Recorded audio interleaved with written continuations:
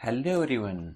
आज के इस वीडियो में हम देखने वाले हैं डिजिटल मार्केटिंग, जो कि 12th कॉमर्स का सेकेंड चैप्टर है। आईटी सब्जेक्ट का सेकेंड चैप्टर है डिजिटल मार्केटिंग। तो ये जो वीडियो होने वाला है स्पेशली कॉमर्स स्टूडेंट के लिए होगा, क्योंकि बहुत रिक्वेस्ट आया था, बहुत काफ़ी स्टूडेंट ने कमेंट की थी कि सर कॉमर्स के लिए वीडियो बनाइए, कॉमर्स के लिए वीडियो बनाइए। वैसे तो टाइम कम है, लेकिन मैं पूरा ट्राई करूँगा कि कॉमर्स के भी पूरे वीडियो कंप्लीट या पूरे चैप्टर की रिवीजन में कंप्लीट करूं।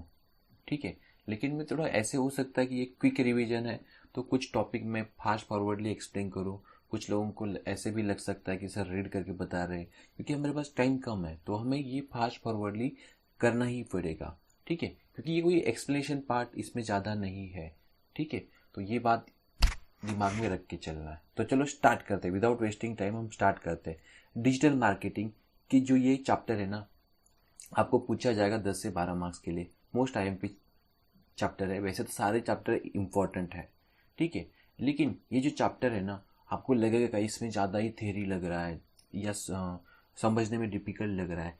कुछ डिफिकल्ट नहीं है, सिर्फ ये बात दिमाग में डालना है कि डिजिटल मार्केटिंग क्या होता है एंड सर्च इंजन ऑप्टिमाइजेशन क्या होता है। दो ही टॉपिक आपको इस चैप्टर में देखने को मिलेंगे। और वो देखा जाए ना, ये तो एक ही चैप्टर, ये जो चैप्टर है ना एक ही पेज का था, लेकिन पता नहीं इसे इतना एक्सपांड करके क्यों बताया गया है कि मिस्टर सुहास भी लिया है एंड डॉक्टर अजय भी लिया है। तो इससे क्या होता है ना, कॉन्वर्जेशन है और ये ऐसे बड़े ऐसे स्टोरी जैसे लग रहा है। ठीक है, तो कुछ कुछ कीवर्ड्स आपको फर्स्ट टाइम सुनने को मिल सकते हैं, लेकिन कुछ डिफिकल्ट नहीं है।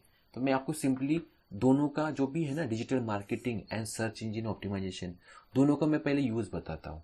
तो पहले आता है डिजिटल मार्केटिंग।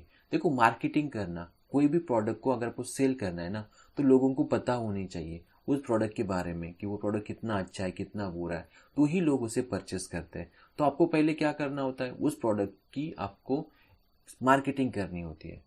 ठीक है, तो पहले क्या होता था, ट्रेडिशनल मार्केटिंग होती थी। ठीक है, ट्रेडिशनल मार्केटिंग मीन्स आपको घर घर जाके उस प्रोडक्ट के बारे में कुछ सैंपल देना और बताना कि मेरा प्रोडक्ट इतना अच्छा है, ऐसे करना पड़ता था। या कुछ बड़े बड़े बैनर्स लगाने पड़ते थे, फ्लेक्स लगाने पड़ते थे।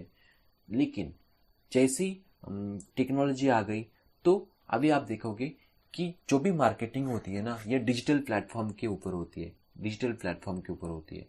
तो वो डिजिटल प्लेटफॉर्म प्लेटफॉर्म कौन से है, आपका मोबाइल हो गया, आपका टीवी हो गया, इंटरनेट हो गया, यूट्यूब हो गया। ऐसे डिफरेंट डिफरेंट आपको डिजिटल प्लेटफॉर्म मिलेंगे जिसके ऊपर आपको मार्केटिंग दिखाई देगी। ठीक है, तो यही हमें इस चैप्टर में देखना है कि कौन से चैनल होते हैं, कौन से तरीके से हम डिजिटल मार्केटिंग कर सकते हैं। बाकी कुछ नहीं है, बाकी सब ये दिया हुआ है स्टोरी के फॉर्म में, बाकी इसमें ज़्यादा कुछ है नहीं। एंड सेकंड टर्म होता है एसईओ, सर्च इंजन ऑप्टिमाइजेशन। ये तब हम एक्सप्लेन करेंगे जब ये टॉपिक आएगा। ठीक है, तो चलो अभी स्टार्ट करते हैं। तो जो भी इंपॉर्टेंट टर्म्स है मैं आपको एक्सप्लेन करूंगा। अभी तक ये जो यहाँ जो भी दिया है ना, कोई बात नहीं, इसका कोई ज़रूरत है नहीं। ठीक है, अभी ये देखो क्या है कि marketing has always been about connecting with your audience. इस मार्केटिंग जो है ना, आपके ऑडियंस को कनेक्ट करने की एक स्किल है, एक कला है कि आप कितने ऑडियंस को कनेक्ट करोगे। ये होता है मार्केटिंग। ठीक है, right place and right time, right time के ऊपर एंड राइट प्लेस के ऊपर अगर आप मार्केटिंग करोगे ना, तो आपके साथ ऑडियंस जुड़ेंगे। जैसे अभी देखो एग्जाम आ रहा है, आईटी एग्जाम है, 31 मार्च से आपका आईटी एग्जाम स्टार्ट हो रहा है। तो मैंने क्या किया कि चलो 15 दिन पहले मैंने आपका मॉक टेस्ट का एक वीडियो अपलोड कर दिया। तो ऑडियंस की उसकी ज़रूरत थी। ठीक है, तो मैंने राइट टाइम के ऊपर, राइट प्लेस के ऊपर वीडियो अपलोड कर दिया। और अभी उसके आप अगर देखोगे तो 10,000 के आगे उसके व्यूज़ चले गए हैं।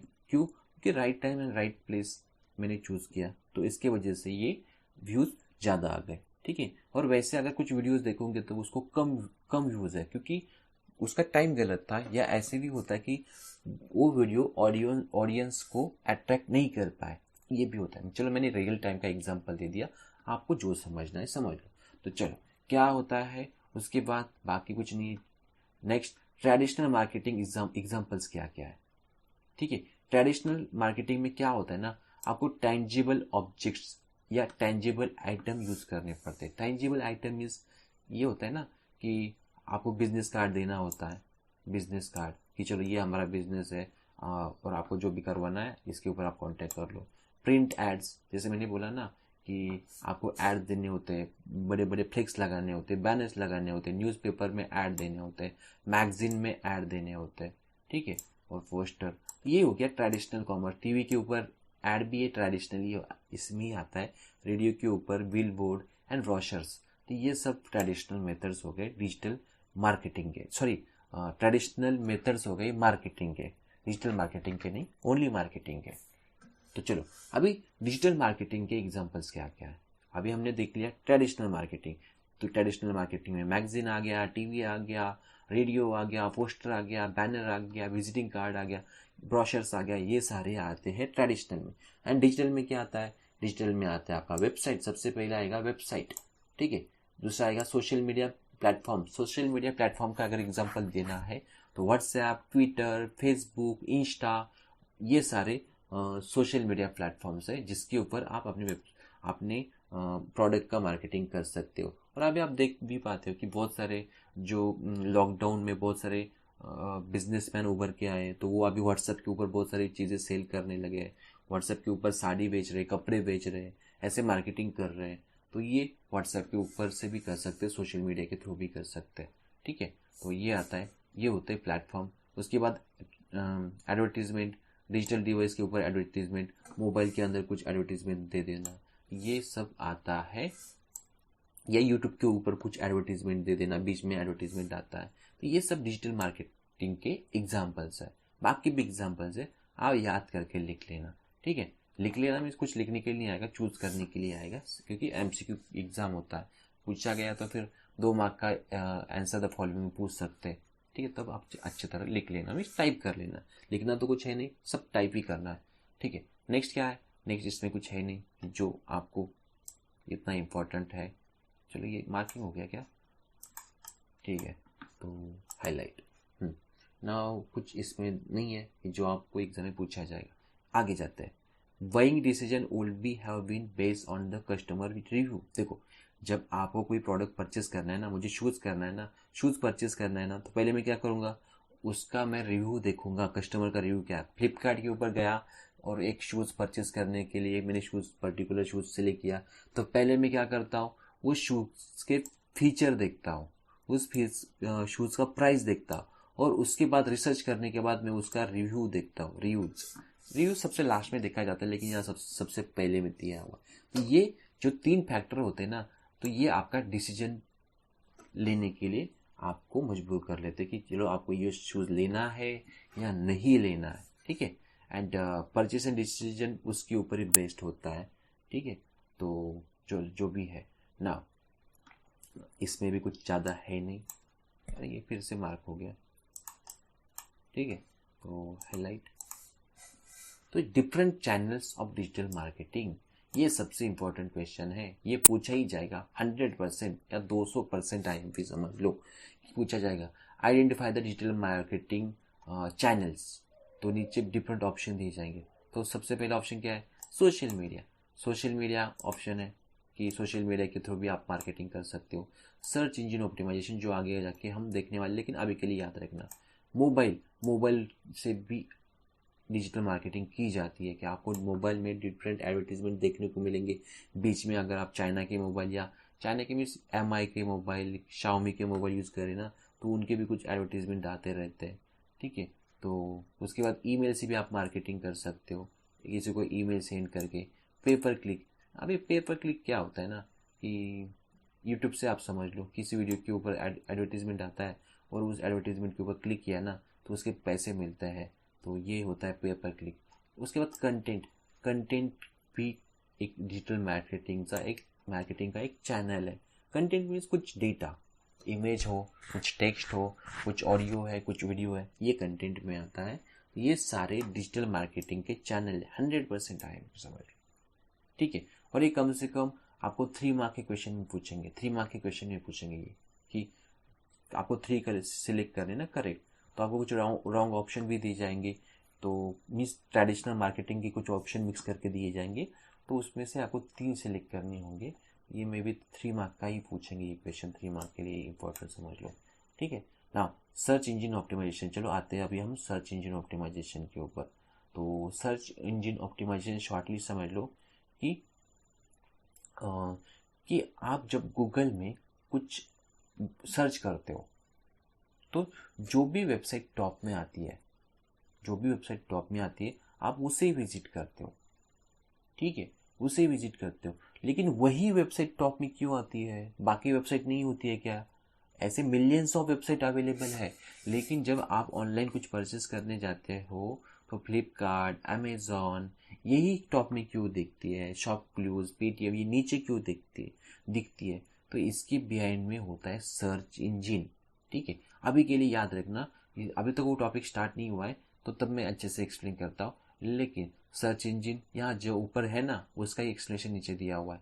मोबाइल मार्केटिंग, मोबाइल मार्केटिंग में क्या होता है, एसएमएस के थ्रू आपको आता है ना, एसएमएस आते हैं, एमएमएस आते, एमएमएस तो अभी तो नहीं आते, लेकिन एसएमएस आते हैं ना कि आपको ये लेना है क्या, इतने का रिचार्ज करवाना है क्या, फ्री में कॉलर ट्यून चाहिए क्या, ये सारे आपको एसएमएस के थ्रू आते हैं।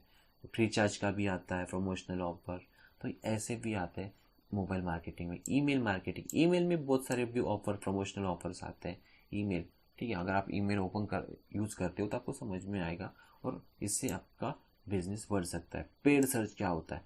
पेड सर्च मीन्स आप अपने सर्च रिजल्ट को अच्छा बनाने के लिए, आपकी वेबसाइट की रैंकिंग बढ़ाने के लिए कुछ पैसे पे करते हो, उसे पेड सर्च बोलते हैं। या ऐसे कुछ वीडियो है, वीडियो के बीच में एडवर्टीजमेंट आ गया और किसी ने उस एडवर्टीजमेंट के ऊपर क्लिक कर दिया तो आपको उसके पैसे मिलते हैं या उसके लिए पैसे पे करने होते हैं, उसे पे पर क्लिक बोला जाता है। क्या बोला जाता है? पे पर क्लिक, पीपीसी, ठीक है। तो इसे बोला जाता है स्पॉन्सर रिजल्ट, स्पॉन्सर रिजल्ट बोला जाता है, ठीक है। और ये कहाँ मिल जाता है आपको? सर्च इंजन रिजल्ट पेज के ऊपर मिल जाता है। अभी आप बोलोगे ये क्या होता है सर्च इंजन रिजल्ट पेज, क्या होता है ये? तो थोड़ा मैं आपको शॉर्टली समझाता हूँ क्या होता है।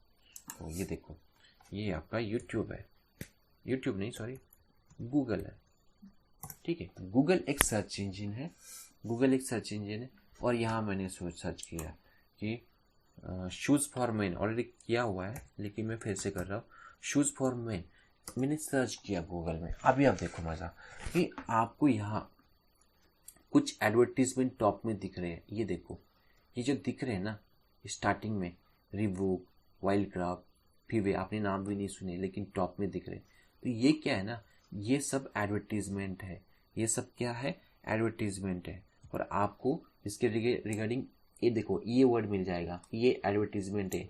जिस वेबसाइट के ऊपर या ऐसे एडीएस लिखा होता है ना तो समझ लो कि ये है पेड सर्च।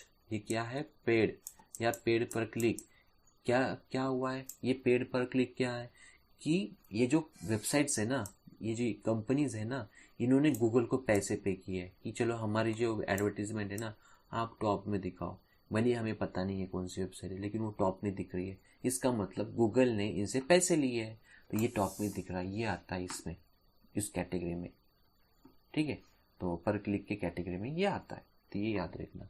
तो चलो, और इस सर्च इंजन रिजल्ट पेज किसे बोलते हैं? देखो मैंने जब गूगल पर कुछ सर्च किया ना तो ये जो पेज आपको सामने दिख रहा है ना जिसमें लिमिटेड वेबसाइट है, इसे सर्च इंजन पेज बोलते हैं, कि जो पेज आपके सामने होता है। और जनरली इस पेज के ऊपर जो भी दिखेगा ना वेबसाइट आप उसे विजिट करते हो, दूसरे पेज के ऊपर आप कभी भी नहीं जाते हो। तो ये होता है सर्च इंजन पेज। बाकी भी वेबसाइट अवेलेबल है, अगर आप चाहो तो बाकी भी वेबसाइट अवेलेबल होते हैं, लेकिन आप फर्स्ट पेज पर जितने रिजल्ट आते हो ना उसको ही विजिट करते हो जनरली। ऐसे होता है 99% लोग यही विजिट करते हैं, दूसरे पेज के ऊपर नहीं जाते, ठीक है। तो ये होता है। तो चलो नाउ कंटेंट मार्केटिंग, तो ये सब उसके बाद क्या है? कंटेंट मार्केटिंग के पहले कुछ बाकी है। With paid search you can pay, you only pay when you ad click, means जब आपका ऐड क्लिक होगा ना तो ही आपको पे करना पड़ेगा, ठीक है। And you can tailor your ads appear when specific search phrase enter, means जैसे ही स्पेसिफिक सर्च फ्रेज किसे बोलते हैं? देखो मैंने किया था ना शूज फॉर मैन, जब मैं एंटर करूंगा ना तो वो एड ट्रिगर हो जाती है, ऑटोमेटिक आ जाती है, इसे टेलर बोलते हैं। जैसे एटीएम का फुल फॉर्म होता है ऑटोमेटिक टेलर मशीन, तो ये ऑटोमेटिक ऐड आ जाता है, उसे टेलर बोला जाता है, ठीक है, तो बस इतना ही है। नाउ कंटेंट मार्केटिंग क्या होता है? ये कंटेंट इज किंग, ये फ्रेज भी बना हुआ है कि जिसके पास कंटेंट है ना वो किंग है। फॉर एग्जाम्पल मेरे पास कुछ ऑडियोज है, कुछ वीडियोज है, कुछ इमेजेस है, कुछ डेटा है, तो मैं एक किंग कहलाऊंगा, कंटेंट किंग, क्योंकि उस कंटेंट से मैं कुछ भी बना सकता हूँ। मैं उसका डिजिटल मार्केटिंग स्ट्रैटेजी में यूज़ कर सकता हूँ, मेरा प्रमोशन के लिए, ब्रांड की वैल्यू इंक्रीज करने के लिए भी, ब्रांड का अवेयरनेस फैलाने के लिए भी उसका यूज़ कर सकता हूँ। कि मैंने क्या किया ना, एक एडवर्टीजमेंट का शूट किया या कुछ एडवर्टीजमेंट का अटपटा या उटपटांग ऐड बना दिया। ऐसे होता है ना बहुत बार कि आपको अजीब अजीब ऐड देखने को मिलते, उसमें अलग अलग फ्रेजेस देखने को मिलते। ये कुछ नहीं, कंटेंट मार्केटिंग है। या कोई आप देखो ना कि कोई फ्लैट सेल करना है किसी बिल्डर को, तो वो ऐसे अजीब सी एडवर्टीजमेंट लगा देगा। तो ये होता है कंटेंट मार्केटिंग जो भी है। तो चलो ज़्यादा इसमें नहीं पढ़ना है। The channel that play part in the content marketing include video, blog and e books. ये कंटेंट मार्केटिंग में इंपॉर्टेंट रोल प्ले करते हैं। अभी इसमें क्या पूछा जाएगा, इसमें आपको एमसीक्यूज में पूछा जाएगा, videos, blogs and E book. Content marketing में कौन से फैक्टर काम करते हैं, videos, blog and E book, ये आएगा। चलो next, social media marketing. Social media marketing जैसे मैंने बोला ना कि आप सोशल मीडिया के ऊपर अपना मार्केटिंग कर लेते हो कि चलो किसी को साड़ी लेनी है, किसी को कपड़े लेने हैं, मेरे पास शूज़ है लो प्राइस में, लेना है क्या, ऐसे आप करते हो ना सोशल मीडिया के ऊपर। तो बस यही होता है सोशल मीडिया मार्केटिंग, बाकी कुछ नहीं। तो बस नेक्स्ट, बाकी इसमें कुछ नहीं पढ़ना है, ये तो फिर से मार्क हो गया। बाकी इसमें हमें नहीं पढ़ना है। हाँ चलो, सर्च इंजन, अब भी हमारा मेन टॉपिक स्टार्ट होता है। सर्च इंजन क्या होता है? मैंने बोला ना कि जब आप गूगल में या कोई भी सर्च इंजन वेबसाइट में कुछ कीवर्ड सर्च करते हो तो कोई वेबसाइट आपको टॉप में मिल जाती है। तो कोई वेबसाइट आपको टॉप में मिल जाती है, जैसे मिंत्रा, फ्लिपकार्ट, ये वेबसाइट टॉप में आ गई। तो ये कैसे पॉसिबल हुआ? क्योंकि इनका सर्च इंजन अच्छा है। तो जो भी टूल आपकी वेबसाइट टॉप में लाने के लिए हेल्प करता है उसे सर्च इंजन ऑप्टिमाइजेशन बोला जाता है। तो अगर आपकी वेबसाइट टॉप में दिखनी है गूगल सर्च में या कोई भी सर्च इंजन में, तो उसके लिए क्या क्या करना है ये हमें इस टॉपिक में देखना है। ठीक है, तो वेब सर्च इंजन और internet search engine is a software system that design to carry out the web search which means the search world wide web in systematic way to particular information specific textual and web search query. देखो बहुत बड़ा definition दिया है, कुछ काम का नहीं, simple समझ लो कि सर्च इंजन एक एजेंट की तरह काम करता है कि आपको इस एरिया में कुछ रूम चाहिए ना, तो आप क्या करते हो, एजेंट के पास जाते हो कि मुझे 1 BHK फ्लैट चाहिए और मेरा जो बजट है ना 10,000 या 12,000 है, मुझे बालकनी चाहिए। तो फिर क्या होता है ना, वो जो एजेंट है ना आपकी रिक्वायरमेंट समझ लेता है और उसी रिक्वायरमेंट के हिसाब से आपको डिफरेंट लोकेशंस या फ्लैट दिखाता है। तो ये क्या होता है कि उस एजेंट को एक्सपीरियंस है, उसके पास कुछ इनपुट आए, तो वो थोड़ा स्मार्ट भी है, तो उसके हिसाब से वो आपको रूम दिखाना या फ्लैट दिखाना स्टार्ट कर देता है। वैसे ही होता है सर्च इंजन। सर्च इंजन कुछ नहीं, एक स्मार्ट प्रोग्राम होता है, एक एल्गोरिदम होता है कि जो आपका रिक्वायरमेंट है ना वो भाप लेता है और उसके हिसाब से आपको रिजल्ट डिस्प्ले करवाता है। तो ये होता है सर्च इंजन, बाकी कुछ नहीं। और जिसका एग्जांपल है गूगल, याहू, उसके बाद askme.com, ऐसे बहुत सारे सर्च इंजन अवेलेबल है मार्केट में, लेकिन हम जनरली गूगल ही यूज करते हैं। गूगल कोई ब्राउजर नहीं है, गूगल एक सर्च इंजन टूल है, तो इससे आपका सर्च आसान हो जाता है। गूगल एक एजेंट की तरह काम करता है, जो भी आपको चाहिए वो आपके सामने लाता है। फॉर एग्जाम्पल मुझे शूज चाहिए था, गूगल ने मेरे सामने रख दिया। या मैं ऐसे सर्च करता हूँ, स्मार्टफोन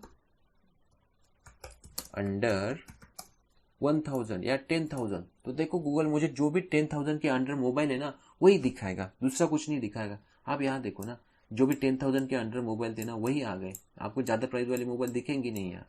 ठीक है, नीचे भी वेबसाइट जो भी है ना वही दिखेंगे। तो ये किसने किया, ये गूगल ने किया है, या कोई अंदर कोई ऐसे आदमी नहीं बैठा हुआ है, इसके अंदर है एक smart program. Google search engine means एक स्मार्ट एल्गोरिदम जो आपके नीड के हिसाब से आपके सामने रिजल्ट प्रोड्यूस कर देता है।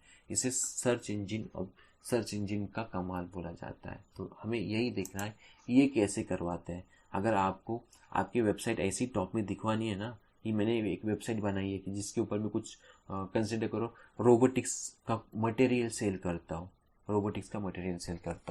तो मैं चाहता हूँ कि कोई भी स्टूडेंट अगर रोबोटिक्स के रिगार्डिंग कुछ सर्च करे ना, तो मेरी वेबसाइट टॉप में दिखनी चाहिए, मोशन रोबोटिक्स। तो इसके लिए मुझे क्या करना चाहिए? तो इससे बोला जाता है सर्च इंजन ऑप्टिमाइजेशन। मेरे वेबसाइट में क्या क्या चेंजेस करने चाहिए तो मेरी वेबसाइट टॉप में आएगी, यही हमें इस चैप्टर में देखना है। बस इससे ज़्यादा एक्सप्लेनेशन की जरूरत नहीं है ना। बस सर्च इंजन रिजल्ट पेजेस, ये इसका फुल फॉर्म है, SERPs का फुल पूछ सकते हैं एग्जाम में।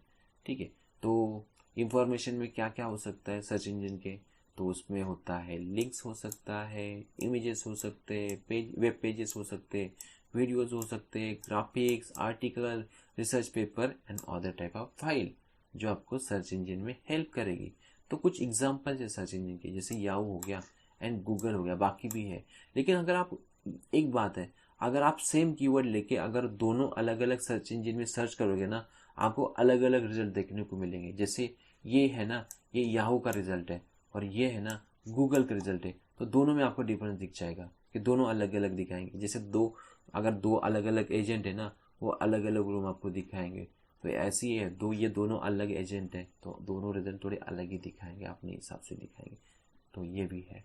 तो चलो ना, तो entire SEO work on keywords के ऊपर काम करता है। पूरा जो एसईओ है ना, कीवर्ड्स के ऊपर काम करता है। अब ये कीवर्ड्स क्या होता है?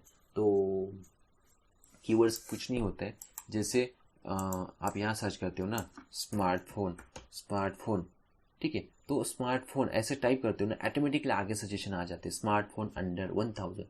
तो अंडर 1000 एक कीवर्ड हो गया, स्मार्टफोन एक कीवर्ड हो गया, तो जो भी सजेशन आता है, या मैं ऐसे डाल देता हूँ बेस्ट कॉलेज, ठीक है, तो बेस्ट कॉलेज ऑटोमेटिकली आगे इन पुणे, इन मुंबई, ये सब कुछ जो आ रहे हैं ना कीवर्ड्स, तो ये होते हैं कीवर्ड्स जो आपका सर्च इंक्रीज करने में हेल्प करते हैं, सर्च रिजल्ट इंक्रीज करने में हेल्प करते हैं। तो चलो, अभी मिस्टर सुहास क्या पूछ रहे हैं? Search engine plays important role in website ranking. देखो, वेबसाइट की रैंकिंग मीन्स आपकी वेबसाइट कितनी अच्छी है उसके हिसाब से आपकी रैंकिंग डिसाइड होती है। और जो वेबसाइट की रैंकिंग अच्छी ना, वो टॉप में दिखेगी। वैसे बाकी भी फैक्टर्स में काम करते हैं, लेकिन अभी के लिए इतना ही समझ लो कि जो वेबसाइट की रैंकिंग अच्छी है ना, वो वेबसाइट टॉप में दिखने वाली है। ठीक है, सर्च इंजिन में। तो चलो नेक्स्ट क्या है? तो अगर आपको सर्च इंजन ऑप्टिमाइजेशन करना है ना, तो एक तो आपको पे करना होगा और आपकी रैंक बढ़ानी होगी, और दूसरा है ऑर्गेनिक सर्च। दो ही है कि जिसके थ्रू आप अपनी वेबसाइट टॉप में ला सकते हो। अगर आप पैसे पे कर रहे हो गूगल को, तो भी आपकी वेबसाइट टॉप में आ सकती है। अगर आप अच्छे से ऑर्गेनिक सर्च कर रहे हो, अभी वो ऑर्गेनिक सर्च क्या है वो भी मैं आगे बताता हूँ क्या होता है। तो ऑर्गेनिक सर्च किया तो भी आपकी वेबसाइट टॉप में आती है। लेकिन अगर आप पे कर रहे हो ना, तो ज़्यादा चांसेस है आपकी वेबसाइट टॉप में आने की। तो चलो देखते हैं क्या क्या कर सकते हैं आपकी वेबसाइट टॉप में आने के लिए। In short, search engine optimisation के लिए आप क्या क्या कर सकते हो आपकी वेबसाइट के लिए। तो चलो देखते हैं। तो सबसे पहले कि organic search and paid search के बीच में डिफरेंस समझ लो। डिफरेंस कुछ नहीं, कि जो सर्च रिजल्ट में आपकी वेबसाइट टॉप में दिखानी है, तो आप यूट्यूब को कुछ पैसे पे करते हो, और जब आप पैसे पे करते हो ना, तो आपके वेबसाइट में या आपके एडवर्टीजमेंट में जो भी है, एक एडी लिखा आता है। क्या लिखा आता है? ये एग्जाम में पूछते भी कि कौन सा कीवर्ड लिखा आता है, तो वो ADS होता है। कौन सा कीवर्ड होता है? ADS। मीन्स इन्होंने गूगल को पैसे पे किए, तो ये पेड सर्च हो गया। ये जो आपके सामने दिख रहा है ना, ये मोबाइल्स, या ये जो एड वर्ड लिखा आया है ना, ये अमेजोन का, ये भी पेड सर्च है। तो ये समझ लो, ठीक है। और इसके कंपैरिजन में organic search means natural means आप प्रॉपर वे से विदाउट पैसे दिए बिना जो भी आप टेक्निक्स यूज करोगे ना, वो आता है ऑर्गेनिक सर्च। ठीक है, जैसे ऑर्गेनिक फार्मिंग होती है ना, विदाउट पेस्टिसाइड आप ऑर्गेनिक फार्मिंग करते हो, तो ऐसे ही होता है ऑर्गेनिक सर्च। वैसे ये इतना इतना इतना काम नहीं करता है अच्छी तरह, लेकिन करता है, नहीं करता है ऐसे नहीं करता है। तो हाँ, और एक मुझे बात आपको बतानी है कि जो आपको पैसे पे करके आप एडवर्टीजमेंट करते हो ना, या जो भी वेबसाइट टॉप में लाते हो ना, उसे स्पॉन्सर्ड बोलते हैं। कौन सा कीवर्ड यूज़ करते हैं? स्पॉन्सर्ड। ठीक है, याद रखना। ओके, तो चलो, हाँ ये नहीं, मुझे ये बोलना था कि जिसके लिए आपने पैसे पे किए हैं उनके लिए एडी मार्क्स आ जाता है, और अम, जिसमें स्पॉन्सर लिखा है, ठीक है, तो इसमें क्या होते हैं ना, इंफॉर्मेशन या कुछ इमेज के रैंक बढ़ाने के लिए पैसे पे किए जाते हैं, तो वहाँ स्पॉन्सर कीवर्ड आता है। इतना ही याद रखो, ज़्यादा कुछ नहीं। Sponsor and ad paid search होता है। नाउ चलो, बाकी कुछ नहीं है इसमें। नाउ आगे है, आगे क्या है? ये जो दिख रहा है ना, ये पूरा ऑर्गेनिक सर्च है। मीन्स इसमें कुछ पैसे नहीं पे किए, कोई स्पॉन्सर कीवर्ड नहीं है। सिर्फ क्या किया है ना, कुछ वेबसाइट डिज़ाइन की है ना, तब कुछ किया है। वेबसाइट डिज़ाइन करते वक्त कुछ ना कुछ किया है। क्या क्या किया है? तो यही होती है कुछ टेक्निक्स। तो सबसे पहले आती है ब्लैक हैट एसईओ। अगर आप चाहते हो ना आप अपनी वेबसाइट की रैंकिंग बढ़ाओ, तो उसके दो तरीके हैं। एक है black hat SEO and white hat SEO. ठीक है, तो black hat SEO and white hat SEO क्या होता है, तो समझ लो कि black money and white money. ठीक है, तो वाइट मनी आप अच्छे तरीके से कमाते हो, ब्लैक मनी आप बुरे तरीके से कमाते हो। वैसे ही अगर आप अपनी वेबसाइट टॉप में लाते हो अच्छे तरीके यूज करके, तो ये वाइट हैट बोला जाता है। और आपकी वेबसाइट अगर आप कुछ गलत रास्ते यूज करके टॉप में ला रहे हो ना, उसे ब्लैक हैट एसईओ बोलते हैं। बस इतना ही है। ठीक है, तो वाइट हैट एसईओ इन्वॉल्व्स तो ethically and genuine. Ethical and genuine ये होता है इसमें, जेन्युइन। ठीक है, क्या होता है वो भी हम आगे देखने वाले कि black hat, sorry white hat में क्या किया जाता है। शॉर्टली समझाता हूँ। वाइट हैट में आपके जो सिंटैक्स होते हैं ना, वो अच्छी तरह लिखे जाते हैं। आपका जो मेटा मेटा टैग है ना, वो अच्छी तरह लिखा जाता है। मीन्स इन शॉर्ट, आपकी वेबसाइट अच्छी तरह डिज़ाइन की जाती है, लाइट वेटेड डिज़ाइन की जाती है, अट्रैक्टिव डिज़ाइन की जाती है, तो ताकि ये आपकी वेबसाइट ज़्यादा विजिटर विजिट करे। उसके कंपैरिजन में ब्लैक हैट एसईओ क्या होता है? ब्लैक हैट क्या होता है ना, आप आपकी वेबसाइट को मैनिपुलेट कर सकते हो गूगल एल्गोरिदम के साथ। ये क्या होता है, तो कंसिडर करो कि अमेजोन, फ्लिपकार्ट, इनका जो एसईओ है ना अच्छा है, तो क्यों ना हम उनका जो वेबसाइट है ना पूरा कॉपी कर ले। अगर आप उनका वेबसाइट कॉपी करोगे ना, तो हो सकता है कि आपकी वेबसाइट टॉप में आ जाए। ऐसे हो जाता है। ठीक है, तो ये लेकिन ब्लैक हैट में आता है, ये एथिकली रॉन्ग होता है, इलीगल होता है, लेकिन ये करके भी आप अपनी वेबसाइट टॉप में ला सकते हो। ठीक है, तो the Google crawlers read the crawlers. Crawler कैसे बोलते? कि जो रेंगते रेंगते हुए आता है, कुछ इंफॉर्मेशन चुरा के लेके जाता है, वो होता है क्राउलर। ठीक है, ये इस तरीके से भी क्राउलर भी आपके वेबसाइट का डेटा चुरा सकते हैं। तो crawler is a program use by search engine to collect data from the website. Crawlers क्या करते हैं ना, आपके सर्च इंजन का यूज करके वेबसाइट का डेटा कलेक्ट कर सकते हैं। ये 100% आईएमपी क्वेश्चन है। ये 100% आईएमपी क्वेश्चन है एग्जाम के लिए, क्राउलर्स वाला। ठीक है, ये तो गलत हो गया।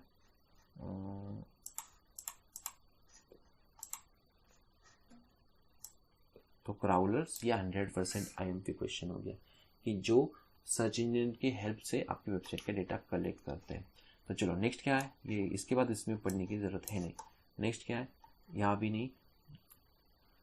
हाँ चलो,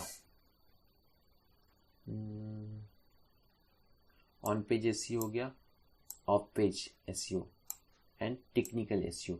अभी कुछ और भी टेक्निक्स है, on page SEO, of page SEO and technical SEO. ये क्या होता है? देखो, ऑन पेज एसईओ जैसे मैंने बोला ना, कि जो आपका वेब पेज है, जो आपका वेब पेज है ना, उसको अच्छी तरह डिज़ाइन करना, मीन्स उसके सिंटैक्स के ऊपर ध्यान देना। मीन्स वाइट हैट में आता है, ये वाइट हैट में आता है। वैसे ऑफ पेज भी वाइट हैट में आता है। तो क्या क्या करना, देखो, आपको पता है कि HTML हमेशा less than and greater than के बीच में लिखा जाता है, HTML टैग। तो वो अच्छी तरह लिखो। आपके पेज को प्रॉपर हेड दो, हेड टैग यूज कर लो। प्रॉपर टाइटल दो, टाइटल भी शॉर्ट रखो, मीनिंगफुल रखो। तो उसके बाद टाइटल को क्लोज करो, बॉडी को भी क्लोज करो, HTML को भी क्लोज करो, ये सब आते हैं ऑन पेज SEO में। इसमें क्या करते हो ना, आप कोड अच्छा लिखते हो, आपका जो HTML कोड है ना वो अच्छा लिखते हो, ठीक है। तो ये भी है ना। ऑफ पेज SEO में क्या आता है, आप कोड के साथ कुछ नहीं करते हो, आप अपनी वेबसाइट के लिंक्स कोई सोशल मीडिया के ऊपर फॉरवर्ड करोगे कि ये मेरा वेबसाइट है ना, आप विजिट कर लो। जैसे मेरा यूट्यूब वीडियो है तो मुझे व्यूज चाहिए, तो मैं क्या करूँगा, कोई व्हाट्सएप ग्रुप के ऊपर शेयर करूँगा। वैसे ही होता है ऑफ पेज SEO, आप अपनी वेबसाइट की लिंक शेयर करते हो कोई प्लेटफॉर्म के ऊपर और उससे आपके विजिटर्स बढ़ जाते हैं। या आप लिंक बिल्डिंग करते हो। लिंक बिल्डिंग क्या होता है, देखो लिंक बिल्डिंग मीन्स आपके वेबसाइट की लिंक है ना कहीं भी लगा देना, इस कई थर्ड पार्टी वेबसाइट के ऊपर, उसने क्लिक किया तो आपकी वेबसाइट ओपन हो जाएगी, ठीक है। ये क्या होता है लिंक बिल्डिंग, तो इसे बैकलिंक भी बोला जाता है। बैकलिंक, चलो मैं आपको शॉर्टली समझाता हूँ। अभी कश्मीर फाइल मूवी रिलीज हुई है, तो बहुत सारे लोगों ने थिएटर में जाके देखी है, अच्छी मूवी है, थिएटर में जाके देखी। लेकिन कोई कोई लोगों को थिएटर में नहीं देखना है और पैसे भी नहीं देने, तो वो क्या करते हैं, घर में मूवी डाउनलोड करने का ट्राई करते हैं इंटरनेट से। तो वो क्या करेंगे ना, कोई भी उटपटांग वेबसाइट पर जाएंगे और मूवी डाउनलोड करने का ट्राई करेंगे, तो वहाँ आपको दिखाई देगा कि चलो click here to download movie, ऐसे कुछ आ जाएगा। लेकिन जब आप उस लिंक के ऊपर क्लिक करोगे, डाउनलोड के ऊपर क्लिक करोगे ना, एक तीसरा ही वेबसाइट ओपन हो जाता है, ये तीसरा ही वेबसाइट ओपन हो जाता है। तो ये होता है लिंक बिल्डिंग, या उसे बैकलिंक भी बोला जाता है, याद रखना उसे बैकलिंक। इससे उस वेबसाइट का रैंकिंग बढ़ता, उस वेबसाइट का अननेसेसरी रैंकिंग बढ़ना स्टार्ट हो जाता है। ये भी एक फैक्टर काम आता है ऑफ पेज SEO में, याद रखना ये भी ना। टेक्निकल SEO क्या होता है, ये तो ऑफ पेज SEO है, लेकिन टेक्निकल SEO में क्या आता है कि आपके वेबसाइट का स्पीड मैटर करता है। अगर कंसिडर करो आपकी वेबसाइट का स्पीड स्लो है ना, तो विजिटर आपके वेबसाइट को विजिट नहीं करेगा। तो आपके वेबसाइट का स्पीड हमेशा फास्ट ही होना चाहिए। आपके वेबसाइट का स्पीड क्या होना चाहिए, फास्ट होना चाहिए। ये आता है टेक्निकल SEO में, ठीक है। स्पीड ज़्यादा होना चाहिए। उसके बाद साइट स्पीड हो गया। उसके बाद आता है आपका जो वेबसाइट है ना यूज़र फ्रेंडली होना चाहिए, सॉरी मोबाइल फ्रेंडली होना चाहिए, कि मोबाइल में अच्छी तरह दिखना चाहिए। ये मोबाइल फ्रेंडली क्या होता है, देखो कोई भी वेबसाइट है ये यहाँ अच्छी तरह दिख रही है, और ठीक है ये गूगल सर्च इंजिन है, ये मुझे अच्छी तरह यहाँ दिख रहा है। लेकिन क्या हो अगर मेरे कंप्यूटर की साइज़ कम है, तो फिर क्या होना चाहिए, ये मेनू अच्छी तरह दिखनी चाहिए, सब कुछ अच्छा दिखना चाहिए। तो इसे मोबाइल फ्रेंडली बोला जाता है, क्योंकि मोबाइल की स्क्रीन छोटी होती है, ठीक है। तो फिर मेन्यूज़ क्या कहाँ जाएंगे, अगर जगह कम है तो मेन्यूज़ कहाँ जाएंगे, तो वो फिर हाइड होंगे क्या, तो ये हाइड नहीं होने चाहिए, अच्छा तरह दिखना, सब कुछ अच्छा तरह दिखना चाहिए। तो ये होता है मोबाइल फ्रेंडली, इतना याद रखो, ठीक है ना। ये आता है, ये फैक्टर काम करते हैं किसमें, ये फैक्टर टेक्निकल SEO में काम करते हैं ना। आगे कुछ है क्या, नहीं आगे कुछ नहीं है, काट डायरेक्टली काट देंगे इसे ना। देखो जो इमेज टैग होता है ना, इमेज टैग में alt attribute major role play करता है सर्च इंजन ऑप्टिमाइजेशन में। सर्च इंजन ऑप्टिमाइजेशन में alt attribute major role play करता है, याद रखना। एंड क्राउलर्स भी उस इंफॉर्मेशन को रीड करते हैं। अभी ये जो सेंटेंस है ना कैसे याद रखो, देखो अगर आप कोई इमेज देख रहे हो ना गूगल के ऊपर या कोई भी वेबसाइट के ऊपर, कंसिडर करो कि वो इमेज इंटरनेट स्लो होने की वजह से लोड ही नहीं हुई, तो उसके जगह कुछ ना कुछ दिखना चाहिए। तो ये दिखता है अल्ट एट्रीब्यूट की वजह से। अल्ट एट्रीब्यूट का मीनिंग होता है अल्टरनेटिव टेक्स्ट, वो डिस्प्ले होता है इमेज के जगह, वो काम भी कर सकता है। तो चलो अभी कीवर्ड्स की बात करते हैं। तो मैंने बोला ना कि गूगल में कुछ ऐसे कीवर्ड्स अगर आप सर्च करोगे ना तो आपकी वेबसाइट टॉप में आ सकती है। तो ऐसे कीवर्ड्स के दो टाइप होते हैं, एक होता है लॉन्ग टेल एंड दूसरा होता है शॉर्ट टेल। अभी लॉन्ग टेल मीन्स अगर कोई बड़ा कीवर्ड है ना तो लॉन्ग टेल में आता है, अगर कोई छोटा वर्ड है ना तो शॉर्ट टेल में आता है।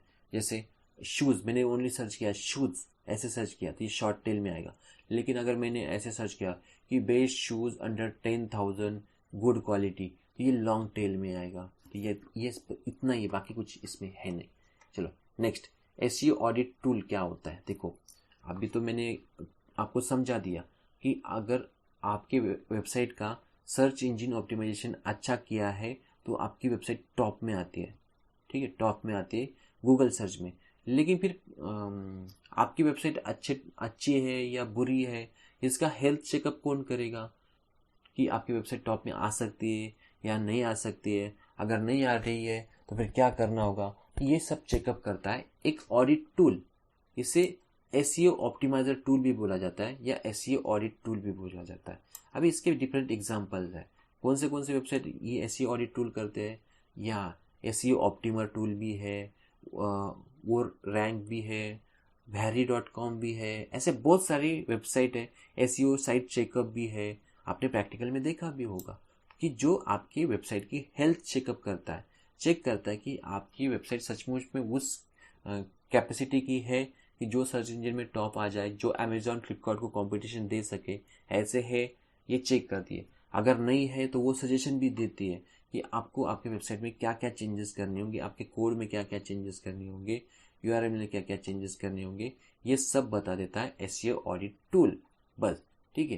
तो अगर आप कोड के साथ चेकअप कर रहे हो कि कोड में क्या क्या चेक करना होता है, तो सबसे पहले डॉक्यूमेंट टाइप ये है या नहीं चेक करना होता है, टाइटल ठीक से दिया है या नहीं चेक करना होता है, मेटा टैग लिखा होता है। वही मेटा टैग याद रखना, ये सबसे इंपॉर्टेंट रोल प्ले करता है सर्च इंजन ऑप्टिमाइजेशन।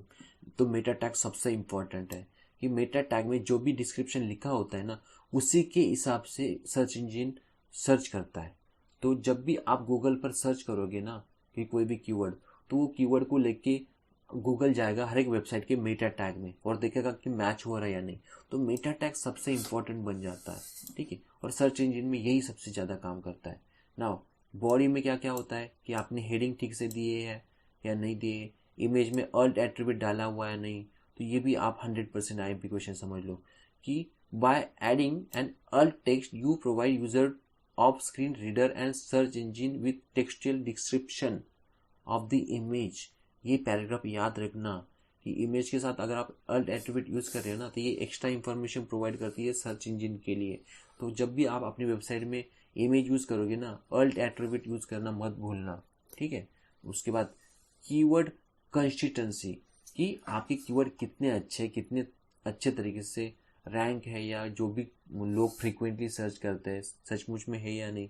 या तो ऐसे कीवर्ड डालोगे ना कि जो कभी सर्च नहीं करते। या कभी कभी देखो, आप यूट्यूब पर क्या सर्च करते हो कि आईटी ऑनलाइन एग्जाम, तो ये क्या कीवर्ड्स है जो मैंने मेरे वीडियोस में डाले हुए, इसलिए आपको मेरा वीडियो दिख रहा है आगे सामने, क्योंकि जो आपने सर्च किया था ना, और मैंने मेरे वीडियो को जो टाइटल दिया है ना, वो मैच हो रहा है। तो ये कीवर्ड मैच हो रहा है, तो ही आपको मेरा वीडियो दिख रहा है टॉप में। अदरवाइज आपको बाकी भी टीचर्स के वीडियो देख सकते हैं, ठीक है। तो जो भी है ना, तो और लिंक के साथ क्या चेक किया जाता है, नंबर ऑफ बैकलिंक्स है या नहीं, ये भी चेक किया जाता है। बैकलिंक्स मैंने बता दिया कि जो दूसरी लिंक ओपन करता है, ऐसे बैकलिंक्स होता है। ब्रोकन लिंक्स कैसे होता है, कभी कभी होता है ना, आप एक लिंक के ऊपर क्लिक करते हो लेकिन वो दिखाता है कि पेज नॉट फाउंड, या 404 error, no page not longer exist, ऐसे कुछ एरर दिखाता है, इसे ब्रोकन लिंक बोलते हैं। फ्रेंडली यूआरएल, फ्रेंडली यूआरएल क्या होता है कि जिस यूआरएल में कुछ ऐसे वर्ड्स होते हैं ना कि यूजर उसे अच्छे से प्रोनाउंस कर सकता है, वो होता है फ्रेंडली यूआरएल। नहीं तो अगर आप अपनी वेबसाइट का यूआरएल ऐसे बड़ा रखोगे ना, तो यूजर को थोड़ी याद रहेगा। अगर कंसिडर करो, मेरे वेबसाइट का नाम है motionrobotics.in। मोशन रोबोटिक्स एक सिंपल वर्ड है, लेकिन अगर मैं वही ऐसे रखता कि मोशन रोबोटिक्स 4 5 6 7 8 9 10 20 20 1 2 ऐसे कुछ रखता, तो यूजर को थोड़ी याद रहेगा वो नंबर वगैरह। तो यूजर फ्रेंडली नहीं है। लेकिन मोशन रोबोटिक्स ये यूजर फ्रेंडली है। तो ऐसी यूआरएल रखो, आपकी वेबसाइट का नाम अच्छा रखो, तो भी एसईओ में ये मेजर रोल प्ले करता है। इंडेक्सिंग, इंडेक्सिंग क्या होता है ना, कि इंडेक्सिंग डिसाइड करता है कि आपके वेबसाइट का कौन सा पेज एसईओ में एसईओ के लिए देना है, मीन्स एसईओ कौन सा पेज चेक करेगा आपके वेबसाइट में, ये डिसाइड होता है इंडेक्सिंग से। गूगल बॉट क्या होता है ना, गूगल बॉट एक स्पाइडर की तरह काम करता है। गूगल बॉट स्पाइडर भी बोला जाता है इसे, कि वो क्या करता है कि जो पेज इंडेक्सिंग है ना, उसमें क्या क्या ऐड करना है, गूगल डेटाबेस में क्या क्या ऐड करना है, ये गूगल बॉट काम करता है। In short, Google bot collects document from the web build Google search index. तो वो डॉक्यूमेंट कलेक्ट करने का काम करता है Google bot. And most important, robot.txt। ये जो robot.txt है ना, ये आपके सर्च इंजन को बताता है कि कौन सा पेज एक्सक्लूड करना है, कौन सा पेज इंक्लूड करना है, मीन्स कौन सा पेज सर्च इंजन में नहीं लेना है और कौन सा पेज लेना है। ये सब कौन करता है, robot.txt। 100% आईएमपी समझ लो, ठीक है। चलो, अगर आपको ऐसे करना है ना तो आपको robot.txt फाइल में disallow कमांड डालनी होती है। ये भी पूछ सकते हैं एग्जाम में, disallow कमांड आपको robot.txt फाइल में डालनी होती है, तो फिर वो पेज उसमें नहीं आता है। नाउ डिवाइस रेंडरिंग क्या होता है, ये चेक करता है कि आपका पेज अच्छी तरह दिख रहा है ना डिवाइस में, हर एक डिवाइस में, इसे डिवाइस रेंडरिंग बोला जाता है। पेज लोड होना मीन्स रेंडर होना। फ्लैश, देखो कभी कभी क्या होता है ना, फ्लैश पेयर की वजह से कभी कभी एसईओ में दिक्कत आती है, तो सोशल मीडिया ऑप्टिमाइजेशन में फ्लैश प्लेयर की वजह से दिक्कत आ सकती है, तो ये भी मैटर करता है। आई फ्रेम किससे बोलते हैं, आई फ्रेम एक छोटा सा फ्रेम होता है, फ्लोटिंग फ्रेम होता है, जो हमने एचटीएमएल में देखा हुआ है कि वो एडवर्टीजमेंट के लिए यूज़ किया करते हैं, एडवर्टीजमेंट के लिए यूज़ किया करते हैं। जैसे कोई वेबसाइट है तो आपको लेफ्ट हैंड साइड में, राइट हैंड साइड में कुछ बार्स दिखेंगे, कुछ विंडोज़ दिखेंगे छोटे छोटे, ये आई फ्रेम टैग की वजह से होता है, तो ये भी आपको देखना होता है। लेकिन कॉम्प्लीट ये हो जाता है ना कन्फ्यूजन कि आई फ्रेम वाले वेबसाइट को सर्च इंजन में लाना है या मेन जो आपका वेबसाइट है उसको, ये भी कन्फ्यूजन कभी कभी होता है। फेविकॉन्स क्या होते हैं, देखो वेबसाइट के ऊपर कुछ सोशल मीडिया लिंक्स होते हैं, उसे फेविकॉन्स बोलते हैं, याद रखना। फेवरेट आइकॉन्स होते हैं, उसे फेविकॉन्स बोलते हैं। अगर आप वर्डप्रेस वेबसाइट देखोगे ना उसमें फेविकॉन्स होता है। तो चलो बाकी छोड़ो। आपको फॉन्ट साइज अच्छी तरह यूज करनी होगी ताकि आपकी वेबसाइट सर्च इंजन में टॉप में आ जाए। Tab targeting sizing, tab target sizing क्या होता है, ये टैब टारगेट साइजिंग क्या कुछ नहीं होता है कि आपका जो बटन है ना, बटन का साइज, लिंक का साइज एक थोड़ा प्रॉपर फॉर्मेट में होना चाहिए, ठीक है। तो एक बड़ा भी नहीं होना चाहिए और छोटा भी नहीं होना चाहिए, मीडियम साइज में होना चाहिए, इसे टैब टारगेट साइजिंग बोला जाता है। परफॉर्मेंस रिजल्ट किसके ऊपर होता है उस वेबसाइट का, नंबर ऑफ रिसोर्स मीन्स कितना डेटा आपकी वेबसाइट में है।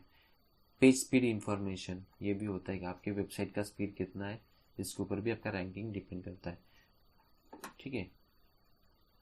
पेज साइज इंफॉर्मेशन, आपके पेज का साइज कितना है, मीन्स आपका पेज का साइज ज़्यादा है तो लोड होने में टाइम लगता है, पेज का साइज कम है तो लोड होने में टाइम, क्या हुआ उल्टा, कुछ उल्टा हुआ क्या, नहीं।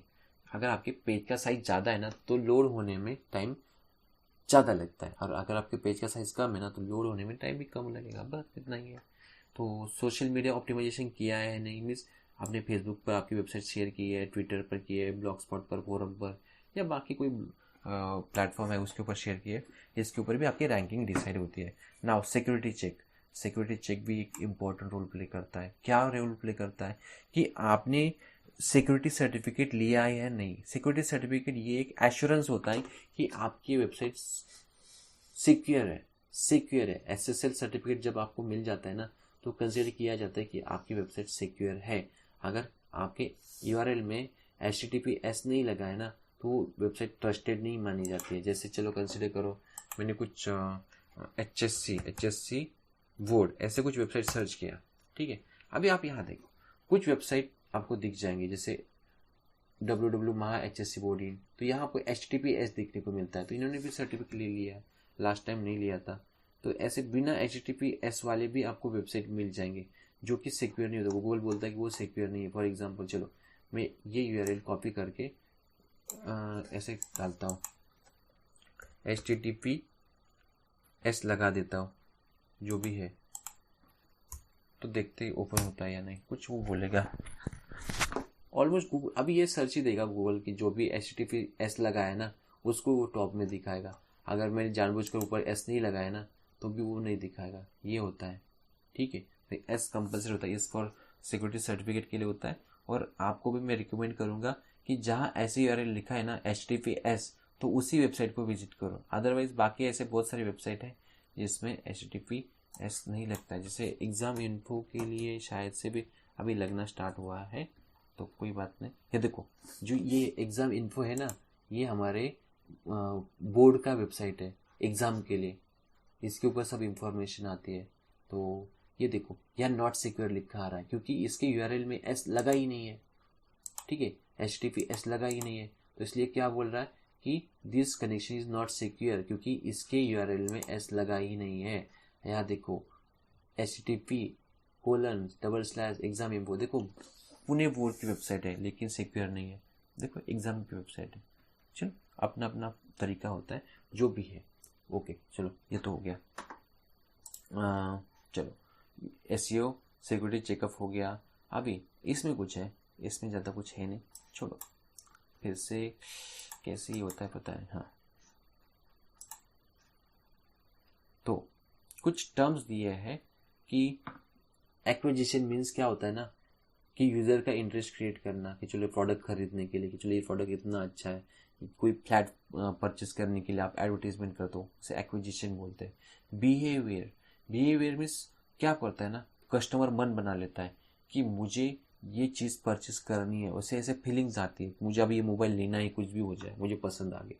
कन्वर्जन, कि चलो उस यूज़र को लेना ही नहीं था, लेकिन जो मार्केटिंग पर्सन है ना उसको लेने के लिए मजबूर करता है, कन्वर्ट करता है, और उसे क्या बोला जाता है, फिल्ट्रेशन ऑफ फनेल। ठीक है, और वो कस्टमर बन जाता है आपका, तो उसे फिल्ट्रेशन ऑफ फनेल बोलते हैं। तो आप समझ लो कि शायद से ऐसे बकरा बनाना भी बोल सकते हैं, लाइक दिस, कुछ ऐसे भी है।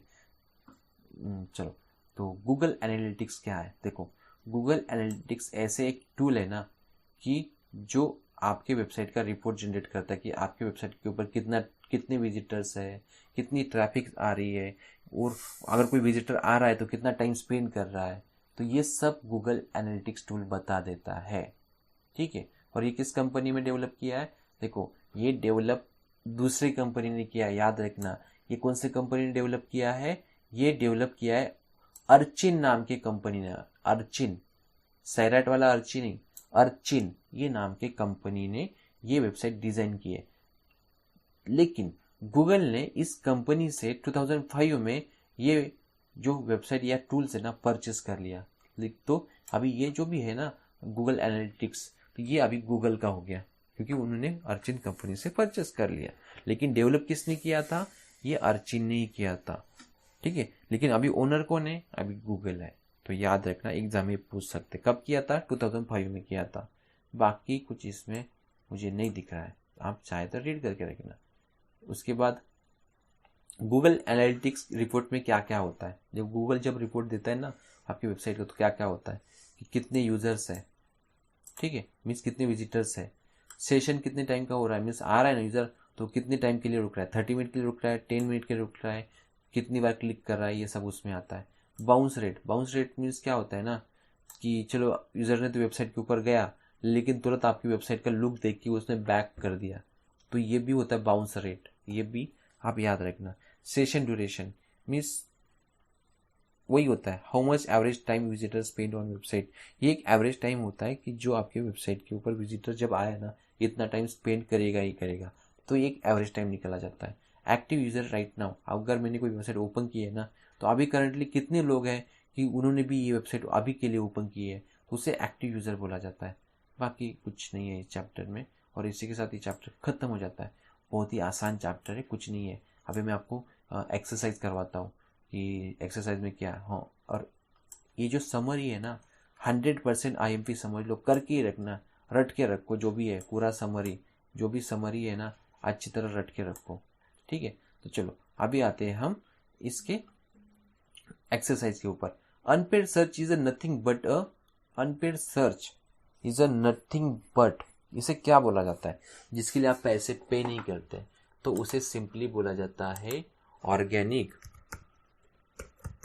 ऑर्गेनिक सर्च बोला जाता है। इसे इसे क्या बोलते हैं, ऑर्गेनिक सर्च बोलते हैं। Program use by search engine to collect data from website is called as a crawler, CRAWLER, crawler. ठीक है, जो डेटा कलेक्ट करता है ना। Manipulating Google's algorithm to improve website ranking is a black hat. आप Google के साथ कुछ डील करते हो ना कि चलो मेरी वेबसाइट टॉप में दिखाओ, टेबल के नीचे से पैसे देते हो ना, वैसे। ठीक है, now web analytics service offered by Google to track the report and website. अभी तो हमने देखा ना गूगल एनालिटिक्स बोलते हैं उसे, Google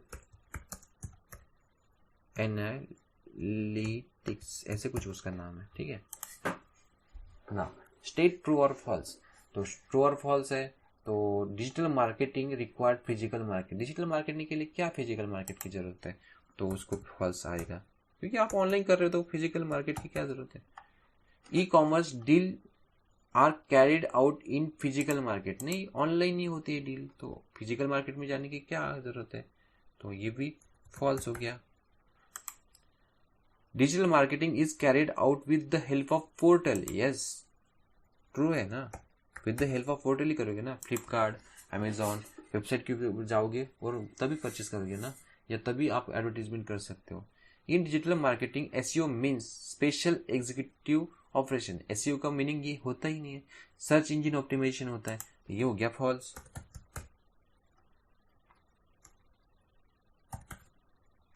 the paid advertisement on Google can be identified with the paid keyword, paid keyword नहीं होता है, मैंने बोला ना एडीएस होता है या स्पॉन्सर्ड होता है, एडीएस या स्पॉन्सर्ड होता है, इससे आपको पता चलता है कि जो भी है, तो एडीएस ही होता है जनरली, तो इससे पता चलता है कि इस गूगल के लिए पैसे पे किए। टू मेक द, तो ये स्टेटमेंट फॉल्स आएगा, ये स्टेटमेंट फॉल्स आएगा, मैंने यहाँ उसका आंसर लिख दिया लेकिन ये फॉल्स है। हाँ, to make the traffic analysis SEO technique is use, traffic analysis के लिए एसईओ टेक्निक यूज करते हैं क्या, नहीं, नो इट्स अ फॉल्स, उसके लिए गूगल एनालिटिक्स करते हैं ना यूज, सारे फॉल्स ही दिए उन्होंने, एक दो ही ट्रू दिया है। चलो अभी MCQ question, dash dash dash SEO relies on the manipulating Google algorithm to improve ranking, आप मैनिपुलेट करते हो कौन से एसईओ में, ब्लैक हैट, ठीक है, ब्लैक हैट या इसे क्या बोलते हैं, इसे आई थिंक ब्लैक हैट और भी है, ब्लैक हैट नहीं बोलेंगे हम इसे, इसे हम बोलेंगे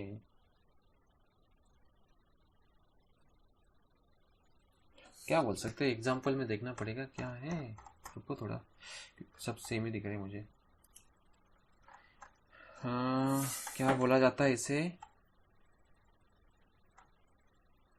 on page SEO, of page SEO, ठीक है, तो ये नहीं है,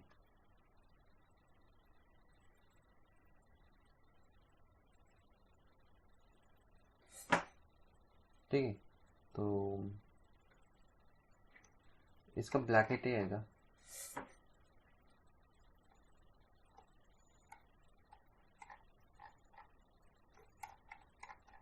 ठीक है, इसका आंसर क्या आएगा, ब्लैक हैट, यहाँ नीचे ऑप्शन भी दिए जाएंगे, red hat, white hat, green hat, black hat, तो इसका आंसर आएगा ब्लैक हैट।